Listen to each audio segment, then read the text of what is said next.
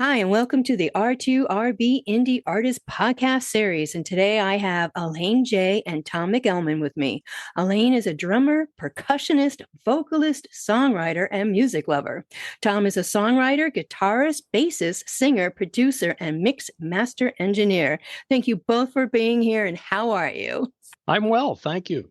Thanks for having us. I always like to try to let Tom go first because we've done a few of these and I am a talker. Because those are the last words I'll get to speak. Yeah, exactly. So it's like, let Tom speak, quiet Alane, let him butt in. I'm good, thanks. Good. Alane, on back to you. And how are you doing, Alane? I'm doing very good today. Very good. All right. So I like to ask two questions to get us started. And the first one is, if you could talk with anyone in the music industry, past or present, who would it be? And Tom, I'll let you go first. That's one of those questions that I think every day it has a different answer. Today it happens to be Joni Mitchell, just for her songwriting. To spend a couple of hours with her, it'd be a masterclass in songwriting. And I'm writing songs for a new album, and I'm running a little dry in ideas. So that's why I think I'm gravitating to songwriters. Okay. All right. Alane? Well, I agree with Tom that it's almost something different every day. I have so many people that I would love to talk to. And when I was kind of thinking about this question, I thought, Prince would be an interesting person to talk to. Just his skill level at everything. He can do anything. And we saw the Purple Rain, the re-release or whatever in IMAX the other day. And it just made me think, wow, just to be able to let him talk and tell me a few things would be an experience. That would be amazing. Both Joni and Prince would be amazing. Absolutely. Yeah. Wow. Great. All right. What's your favorite app on your phone and why? I want to say my Sleep Number app, but that's going to make me sound old. So I'm going to go with my music player because it helps me organize my song ideas, and it puts it into an album, and I can play them, can organize them and play them in a row, in which, mix and match and reshuffle them, kind of thing. All right. I like that. Yeah. I like that. Yeah. Mine is Wordle. I am addicted to that thing. And I've been doing it for, however long, it's a couple years probably at this point. And we have kind of a little Facebook group that everybody chimes in, and my mom does it. And I have another friend that we each text every day. So it's just a nice, break from any normal thing that would happen. It kind of gets your mind off of things and resets. And we do need that these days. That is for sure. We do. All right, Wordle. I have to remember that one. I didn't quite get into the Wordle. My best friend did and does. Yep. It's a thing. It's a big thing. Yeah. It's part of my daily regimen. Yeah. Is it? Okay. All right. Yeah. Okay. Alane, let's start with you. You are home base is out in Colorado. And where did it all start for you with the drums? My first memory is where I was babysat. My mom worked and took my brother and I to a lady who had, just her own little thing in her house. And there was maybe like 5 or 6 of us, and her son played drums. And he played in the basement. So I'd always hear him down there, and I'd kind of sneak down the stairs, and look around the corner and just watch him. And he had this silver sparkly drum kit. And I just remember from that point on, I thought, that's what I want to do. I want to play the drums. So that's really where it all started. I love that story. Yeah. That is a great one. Yeah, it's a fun one to remember. Yeah, it is. So is that probably, or maybe the starting point of music for you? I would say so. Yeah. As far as me even understanding that music was something, right. And something that I thought was interesting. I didn't really start the drums until a couple years later. My mom had me try a couple different instruments. And of course, being in school at band at that time, I'm 57. So, it wasn't super popular for girls to play drums. And so they wanted me to play clarinet at first. My mom wanted me to try the accordion. She had me try a couple other little things, but I was bound and determined to play the drums. So after a little bit of clarinet, then they let me play the drums, and there was no turning back after that. So and yeah, that was it. probably 7 or 8 years old, Oh, probably wow. somewhere in there. So did you play the drums then from then through elementary then and middle school? Were you then in the bands through high Yeah, school? I was in the band. So I was a band geek. And I also was in sports too. So I was one of those unique that was in both. But I was in band all through high school. I was in the marching band and everything. And my brother and I were also had our own thing. So my brother is a singer and a guitar player. And we kind of started off, it was almost like a Carpenter's thing, or what is it, White Stripes? Is that the one, the more recently, just where I'm playing drums and he's playing guitar and singing and I'm doing the backup singing, and we did that a lot actually around the block. We'd play little parties, and talent shows and stuff, and we were in bands quite a bit up until our mid-20s probably. Oh, that's great. And was there anybody else in the family that was into the music, playing instruments, singing?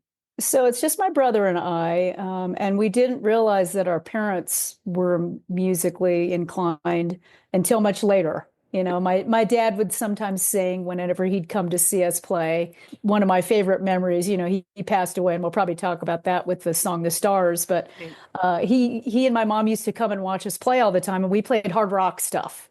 And we'd come on our break, and we'd come over, and he'd go, "When are you going to play that Enter Sandman song?" And he just loved that for some reason. And I could tell that he could sing. And for my mom, we later ended up finding in her closet one time, it was a violin.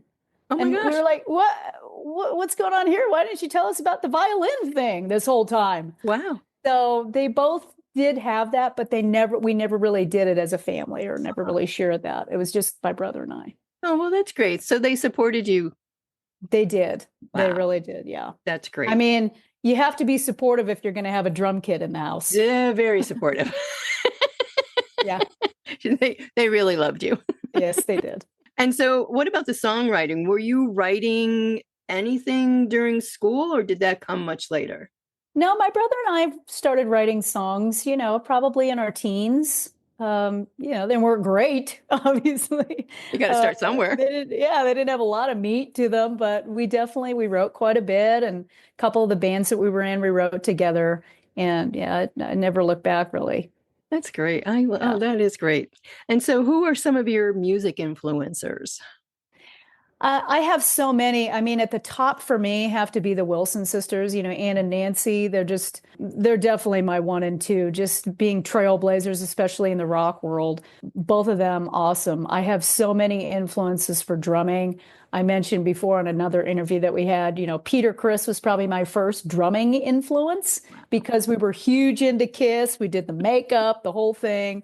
So I just love Peter Criss. But later on, there's just so many others that I could say. But those would be the first couple off the top of my head. And some pretty good ones. I have to ask, being a female drummer, did you find yourself having to prove yourself when you started out? I always felt pressure. Whenever we would play, we played in cover bands a lot. And so I always felt like, and I don't know if it was necessarily that they were putting pressure on me or it was me putting pressure on myself. I would always try to play the parts exact, because I didn't want somebody saying, yeah, well, she can't really play, right, if I couldn't play the right parts. So I think it was more probably pressure on myself. I never really had somebody come up and say, well, she's just a girl type of thing. I think it was more pressure on myself, but it's definitely not an easy place to be. No, not at all. I can't even imagine. I on so many different levels. So you just mentioned about bands. So you've played in bands starting with your brother right up to the present with, is it Ms. Vendetta that you're with now? Yeah, Ms. Vendetta is my main band that I play drums in. I also sing, I'm the Richie Sambora in a Bon Jovi tribute. So, and that's really fun. But as far as drums, yeah, Ms. Vendetta is my main band right now. I've played in a couple other. I also played in another all-female rock band back in the day, late 80s, early 90s. We almost got signed. That band was called Crazy Miss Daisy. So that was my little stint into touring and realizing that that is not an easy life. I can't imagine that either. 4 women on the road in an old Ford van with no front seat, a couch for the back seat, and equipment rolling around. It's definitely an adventure. That would be definitely, maybe for the first day. Right, yeah. What's been the biggest challenge you've faced as a independent artist or an independent artist female drummer? I think just as an independent artist alone, and Tom and I have talked about this so many times, it's like, can I just make music and write songs and record? There is so much to writing, releasing music these days. I mean, I'm very grateful for the opportunities because we've also talked about this, back in the day, it's like you print 100 cassettes or whatever. And, I probably have 80 of them down in my basement right now. Yeah. It's not very easy to get yourself heard back then. And now today you have an opportunity, but it is a lot of work just to release one song. There's so many different steps to it. I think that's the biggest challenge. I wouldn't say, particularly because of social media nowadays. I mean, there's female drummers, vocalists, songwriters all over the place. You see them all the time now. Right. So I don't feel like that's a thing, really. Good. I feel like it's just all the work that's involved. Let me ask you this question in regard to that. A lot of new indie artists coming on the scene seem to run out of steam quickly. Is it because they haven't, maybe taken the extra step of really finding out that this is a business? It's your passion, it's your love, but it's a business. And if you don't do all the steps, then I think they do burn out quicker. What do you think? Yeah, I think a lot of it is because you play the comparison game so quickly with social media. Again, you're just put right out there and you're like, well, wait a minute, why am I not doing this? And somebody isn't liking my thing and I only have 5 views and this, it's so much of a comparison game. And I think people, indie artists, we need to realize this is a long game. If it's something that you really love, there's going to be hard times. It's going to be really hard some days to even post or, like Tom said, to even get inspiration to write a song. You have to give yourself a little bit of grace and realize there's going to be days it's okay if I don't post today, or it's okay if I don't write a song today. There's tomorrow. Exactly. Agreed. All right. So you have collaborated on several singles with other indie artists. Tell us about those singles leading up to meeting Tom. So I only collaborated on one other prior to Tom. Okay. And that was with Scotty Allen. That was the very first collaboration that I did. And he's a local artist here in Colorado. He actually reached out to me and, because he had been following my music and just happened to say, hey, what do you think if we'd write a song? We'd be kind of, I can't even remember what comparison. He's more of a singer-songwriter. Okay. He's very different than I am. It was almost, it's not Tom Petty. What was it? Anyway, it's more like a singer-songwriter type style. Okay. And he wasn't quite sure, how that would work. But I ended up having a song idea and it turned out really good. The song's called It's Gonna Be Okay. That was a really fun one. Then Tom and I did Broken. And then after that, I worked on a song, which was a prog metal song, which was the first prog metal song I've ever done, which was a complete adventure. That was with Steve Klatt. Yeah. That song's called Endure. That's my highest streamed song, actually. It's really, it turned out really good. Yeah. Steve did a phenomenal job, of course. He's an amazing guitarist. Yes. And then I collaborated on a Christian hip hop song. And that was a lot of fun. I sang the chorus. I wrote the chorus and sang the chorus. And so that was a really cool adventure as well. And then the most recent collab I did, of course, Tom and I did too. But the most recent collab that I just finished is a country rock song, I'd call it. Not all country, it's more country rockish. Probably like a Carrie Underwood type of country, not. Yeah. And so that was another adventure. And I think I've just really enjoyed, it can be a challenge to work with different people, no matter what you do. Right. where you're working with them, whether it's regular work or whatever. But I've learned so much from every single person that I've collaborated with. And it's really been a fantastic experience to collaborate with I can people. imagine. Absolutely. I love it. Okay. Tom, ready? Yes. I will put myself on mute. Oh, you are originally from Massachusetts and you now reside in Ohio. Were you in Kentucky at one point as well? No. So I actually live in Kentucky. Oh, you live in okay. And I work in Ohio. Okay. All right. Yep. Now that I've pinpointed where you are. Yeah. So I live like 10 miles south of the Ohio route. Okay. What did a pinball machine have to do with you getting stuck on music? Well, while other kids were outside playing baseball and street hockey, I was going to bars with my parents after school. And the only thing for a kid to do in a bar is to play a lot of pinball. So I got really good at it. I think there's a picture of me somewhere standing on a chair playing a pinball machine because I wasn't tall enough to see Paddles. Yeah, and everything really. So yeah, the guys would come in and other people would say, "Hey, play the kid," and they'd start playing. It'd be my turn, and I'd be turning over the score and getting bonus games, and they'd give me quarters, and I would take those quarters and I would go play music on the jukebox. You are the pinball wizard. I swear I kid you not, I thought that song was written about me. I love that. I've never been blind or deaf and dumb. Well, maybe a little dumb, but no. But yeah, I thought that song was about. And that's another great story. I love that. You also wanted to be a drummer at first. Dad played, do I pronounce it timbales? Timbales. Is that what drew you to the drums? Yeah. When you think timbales, think Sheila E. That's what she plays. Right. With the big cowbell on the middle. Yeah. Yeah. So he brought a set of them home one day and I was like, what's this? And every chance I got, I'd be banging on them. He played a lot with his hands, or at least that's what he told me. So I wouldn't get a hold of the sticks. So I ended up playing with my hands. But it taught me a sense of rhythm, especially watching him.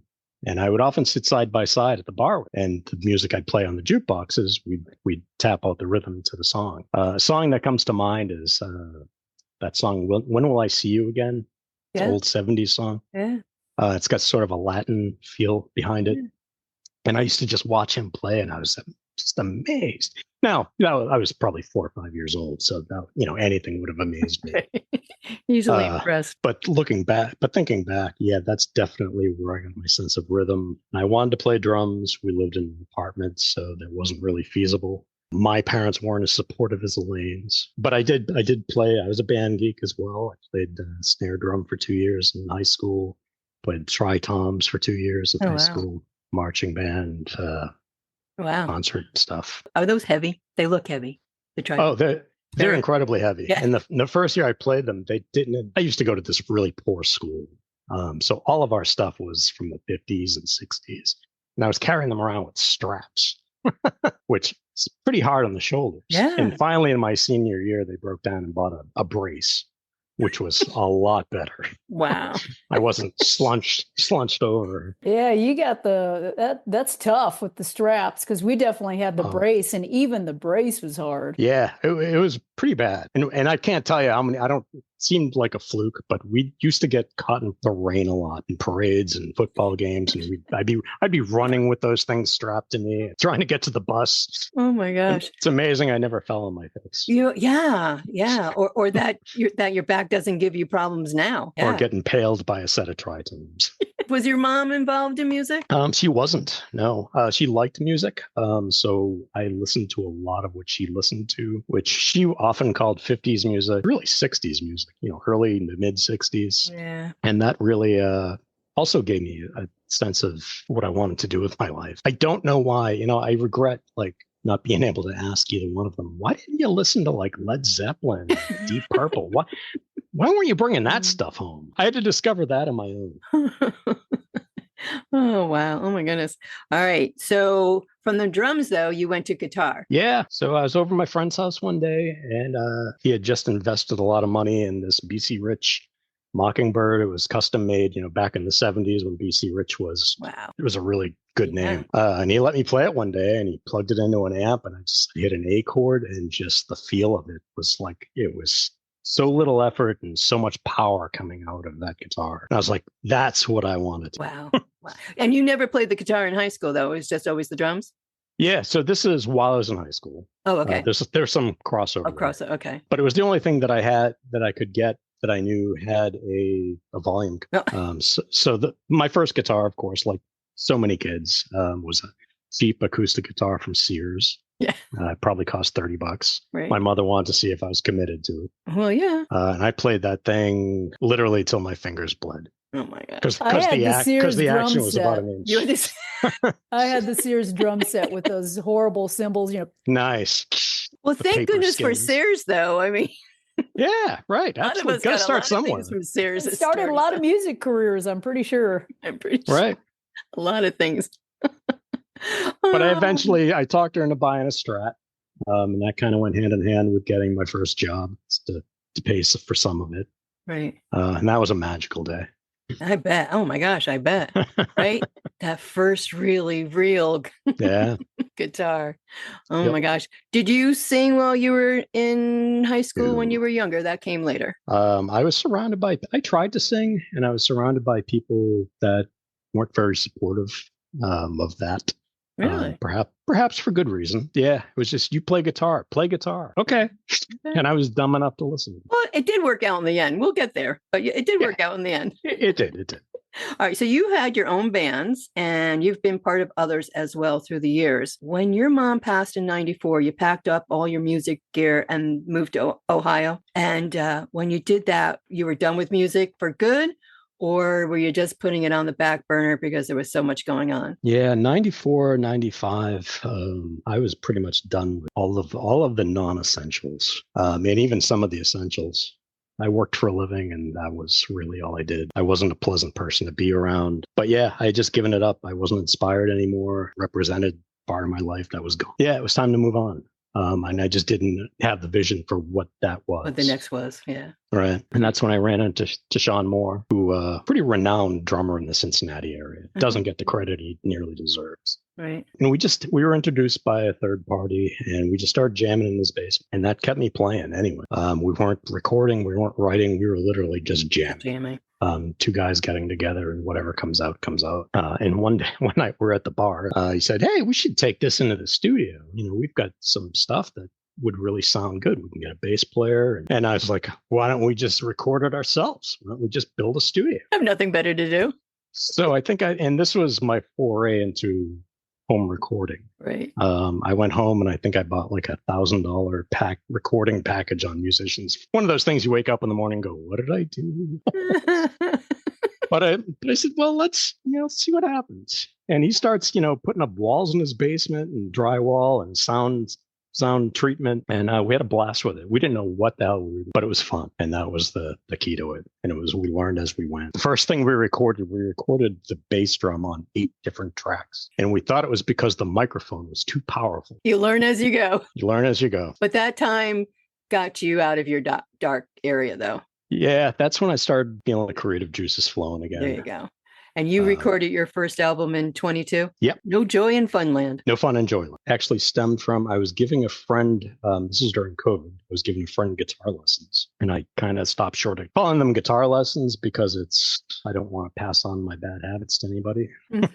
But I was showing him some things on the guitar. Okay. And he was showing me this amp that he bought that had this software, and it was a recording software. So I installed it myself, a free version, and tried it out. And I was like, wow. So I came up with this little song just to show him what capabilities were of the software. And then the ideas just never stopped. Oh, that was the first album. Awesome. And then you had a single, Here I Come, in 23, right? Yep. And Here I Come Again. Yep. That was another time, another period, or just a day that wasn't working out for you when you wrote that song? Yeah, no, it was really, I was writing about being able to come back from a dark place and what that felt like. At the time, I was feeling really good. And I tried to, as much as I can, show that in the song. The lyrics are a little dark, but the music to the song is somewhat. I've listened to it. It's good. Who are some of your music influencers? This might sound kind of pompous, but I try not to have influences. Okay.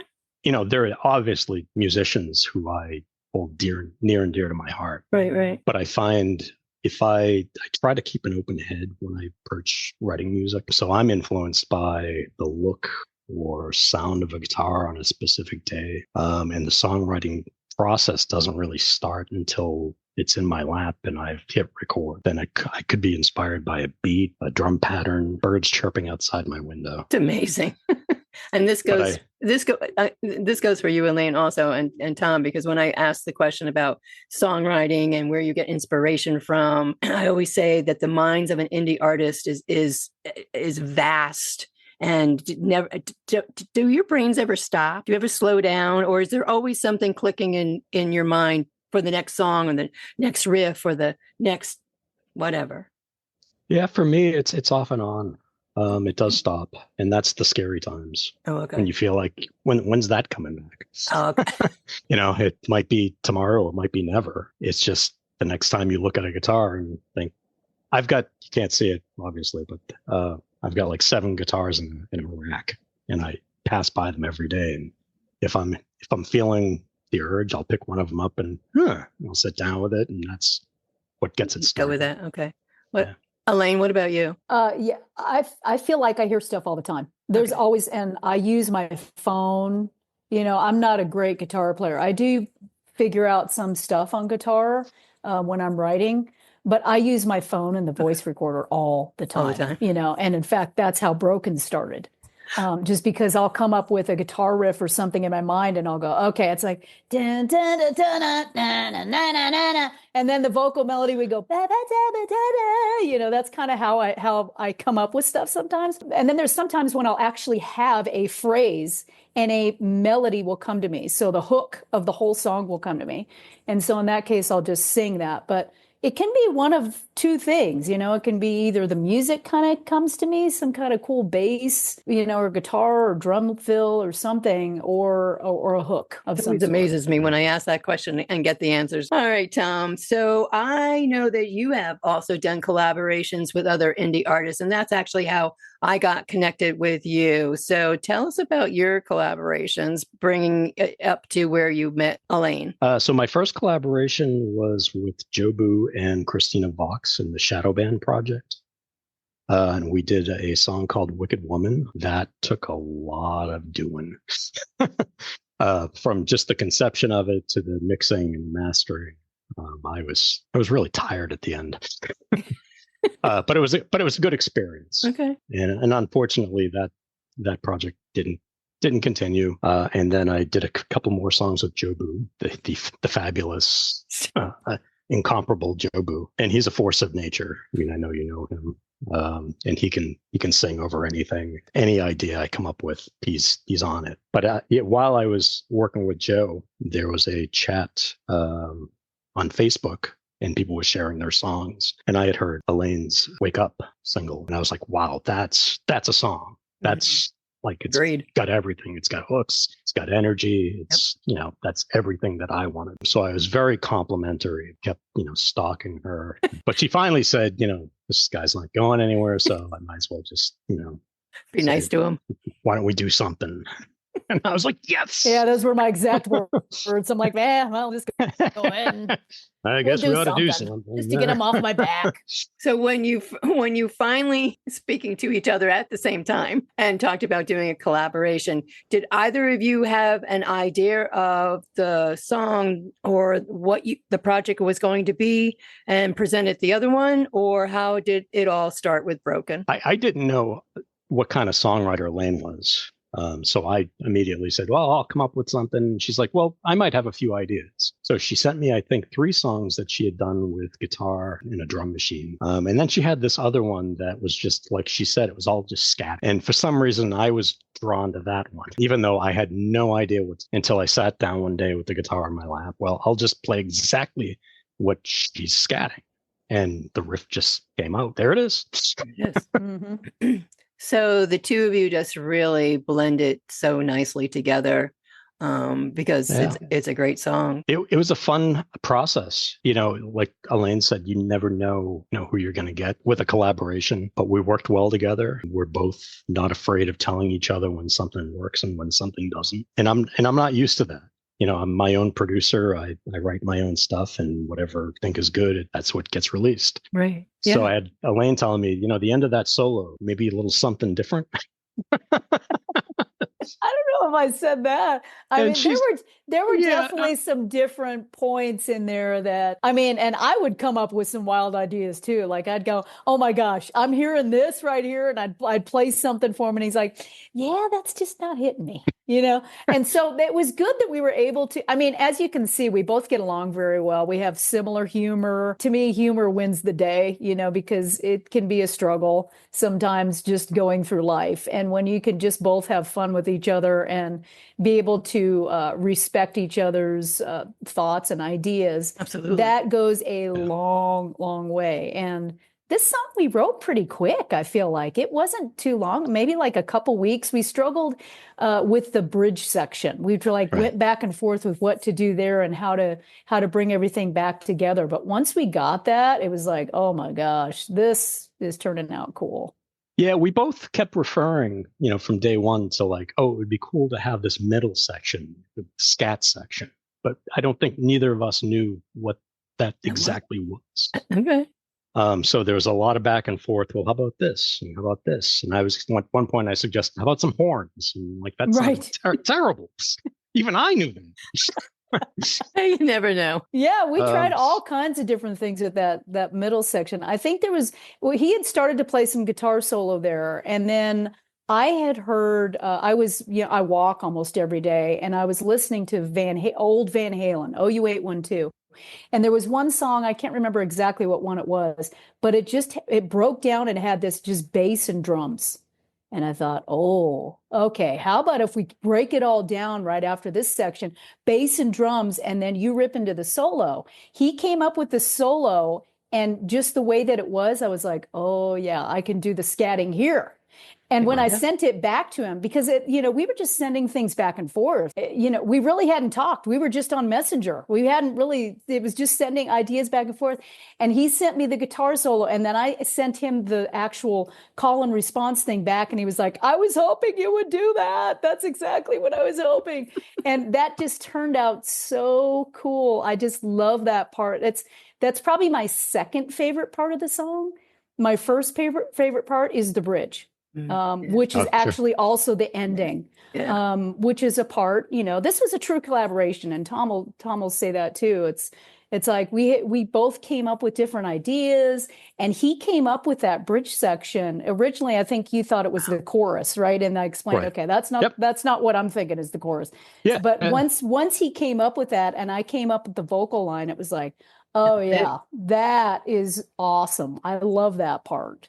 So that's my favorite part of the whole song. I love how many harmonies? 18? Yeah, I think there were like 16 tracks or something.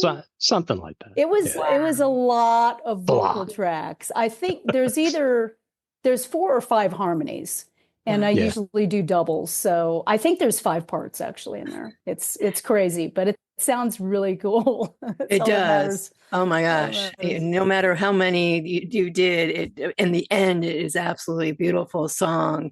And yeah, the two of you do, from just speaking with you now, also in our phone call, you do have this kind of interaction with each other that does seem so natural and easygoing and laid back. And you can tell me otherwise. I don't think that always happens with collaborations. I mean, you might get along, you might do and put it together and be okay. But you two truly from the beginning, putting your work together is beautiful. And then not only this collaboration, then you decided to do a second collaboration. So things worked out well the first time around.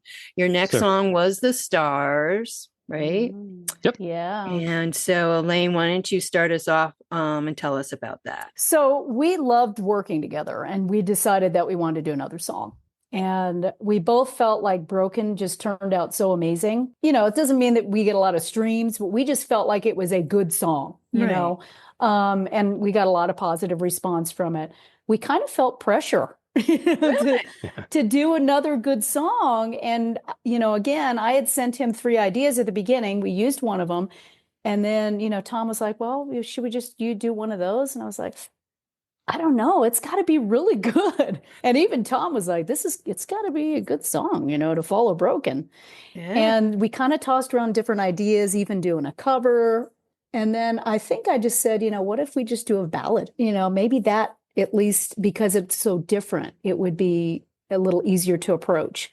So we both had some ideas for the music, because I've got all kinds, like I said, I've got all these voice recordings, so I think I sent him a couple different ideas, and he sent me 1 or 2 ideas. For whatever reason, when the one that he sent me that turned into Stars, it was the day before my dad's birthday. My dad's birthday is November 13th. We always call that Dad's Day. So right around that time, I always start thinking about him. I mean, it's been 22 years since he passed away, but still think about him all the time. And I definitely believe that, he's with me and inspiring me all the time and pushing me and giving me signs and that kind of thing. And I was listening to that song, and it just started coming to me, looking up into the stars, wondering what he's doing, wondering where he is. And that line came to me, that actual line. And I started kind of coming up with melodies and some things and thinking about the stars. And then Tom and I were talking later that day in Messenger just about some stuff. And he had mentioned, I know your dad passed away. It's Dad's Day, because I'd posted about it. And then he mentioned that his parents had passed, and we started talking about the fact that both of his parents weren't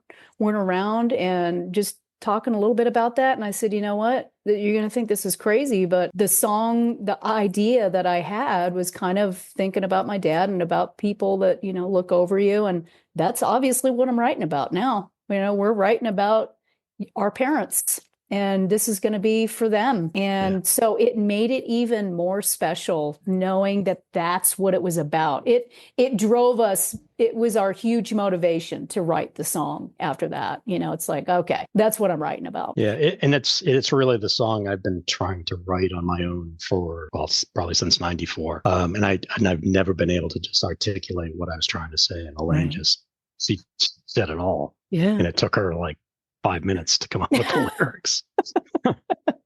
I can't remember how long. I mean, after we talked that day, it didn't take me much longer after that, just because I had my inspiration then. And the story, it definitely talks about a story about, kind of wondering, geez, where are you? What are you doing? How are you helping me? You're still guiding me. I'm thinking about all the words you always say, and different things like that is what I try to portray in the song. And I mean, if anybody can listen to that song, if you know what it's about, and not shed a tear, bravo to you, because I still listen to it and I tear up. Yeah. And I know how it's ending, but I still just get like this emotion. There's a lot of emotion in that song. Absolutely. It is a beautiful tribute, and the two of you doing it together just is more heartfelt than anything else. And for me too, when I first listened to it, I listened to it and then I had to go back and re-listen to it. And that's when it hit me the second time around. I mean, even talking about it now evokes emotions in me about my dad, because my dad's gone about 27 years now too. So yeah, it's not easy, but the thought of looking up into the stars, I mean, what better way to put it all together? It was hard to mix, because when you're mixing it, you're hearing it over and over again, and then, many nights I'm just sitting there at the computer going, oh, yeah, it needs more bass. It's kind of therapeutic, especially that end. The end of the song is just it's it was tough for me to sing some of those parts, for sure. And again, it was very much a collaboration. Alane not only sang brilliantly, but played drums. She threw in the last minute gave me a string track, and it's not very predominantly out there, but if it wasn't there, you'd know it. You'd know, yeah. I was working on another song and I had just added strings, and I was like, can I add strings? Yeah, what about this one? I just love the stories behind your songs, your collaborations, and, starting out as strangers, indie artists in the community world, yes, but then forging this friendship, and then being able to create the beautiful songs that you do together. Please tell me you have another one in the works. Right now, there's nothing planned. Okay. I've sort of been on a hiatus, and Alane's dance card is punched. Joe's dance card is punched. I kind of needed to step back to kind of get my bearings again. Sure. And get the inspiration back, because I don't want to just throw something out there. No. You had mentioned what stress is brought to like an indie artist. Yeah. And I think people stop enjoying it to some degree. And when I started this, my promise to myself was that it's going to be fun. If it's not fun, why do? And you get caught up in the day-to-day collaborations, the writing, recording, but the promoting, the videos, the interviews, which, don't get me wrong, I love the interviews. Good thing. But it takes you away from it. Yeah. I mean, all of the stuff you've got to do takes you away from the enjoyment of the writing and recording. Right. And as you said, if you don't take a break and give yourself time out from it, you get the burnout. So yeah, I'll definitely be back. And I definitely want to work with Alane again. I think we've got more ideas. And I think we're in the meantime, we're both growing in what we do. She's delving into every possible genre that's out there. So I have no doubt that she'll learn from that and bring something more to the table next time. And hopefully I'll have an idea or two. Well, oh, absolutely. Alane, are you working on anything at the moment, or are you just doing music with the band? Yeah, no, I've got another song that's releasing April 11th. Oh. It should have been next week. Oh. And this is, part of the struggles that we talked about. There's always something that goes on, and there was a problem with my distributor. So I had to completely switch gears, and change the date. But it's coming out April 11th. It's called Another Day. And it's actually a song that I wrote when I was in that other all-girl band called Crazy Miss Daisy that I always loved. And it was the only song that we did a video. It was a super popular song of ours. Everybody loved it. And I thought, you know what? I always wanted to kind of give that new life. Yeah, it turned out. The guitar player on it, just to back up just 1 second, I won't babble too long. I know it's hard to believe, but I'll try to make it short. My whole music, the reason why I got into music, I call it my music journey. And it's because I have songs that I've written a long time ago that I just want, I never really had a chance to record. I wanted to do it. I can do it now, so I might as well. I also have some faith-based songs, so I like to do those. And then I have all my collaborations, and I have, some songs that I wanted to do with one of my other bands, Little Dreamer, that I was in with my brother. So that's kind of why I started on this whole thing. And so this is one of those songs, Another Day, that because I did it with Crazy Miss Daisy, and I wanted to redo it, I also wanted to have people play on it that played with me back then. Oh, how cool. And so the bass player, he lives in my neighborhood, actually, which is crazy, but I used to play with him back then. And the guitar player, his name's James Rooster. He lives in Nashville, and he was in one of the huge bands at the time that I played. And I got in touch with him, and he just did a phenomenal job with the guitar playing. And in some ways, he kind of gave me some guidance on producing, some different things to add and stuff. And it just turned out great. So yeah, that's my next song to be released. I mentioned that country song. That's more for sync licensing. And then I've got 2 other songs that I'm still trying to finish of my own. And then of course, Miss Vendetta. We just finished one of the songs. We're trying to figure out when to release that. Wow. And then we have one other song that's almost done. So it's a lot, but I didn't mention this. I had a breast cancer scare a couple years ago. And me being 57, my dad died at 58. It's like, I don't care how busy I am. Some days I am mad at myself because I'm so busy, but other days it's like, you know what? I wouldn't be happy if I wasn't. If I wasn't doing all this, I wouldn't be happy. Good for you. I love the journey. I love your story. I love both stories from both of you. My gosh, both are incredible indie artists in your own realms, and then coming together and doing the music that you do. Thank you. Where can everybody find the both of you? I'm on Facebook, Instagram. I even created an account on Blue Sky, which I'm starting to like. So please, if you're not on Blue Sky, come and join me. I've also got my website, tommcalman.com. All of my songs can be heard there. Other than that, I'll be in bed for the next couple of days. poor guy's not feeling good. Alane, where are we going to find you? Yeah, I'm Everywhere. Instagram, Facebook. I'm under Alane J. My last name is a little complicated, so that's why I keep it to Alane J. And also Miss Vendetta. I've YouTube, TikTok, Instagram, Facebook.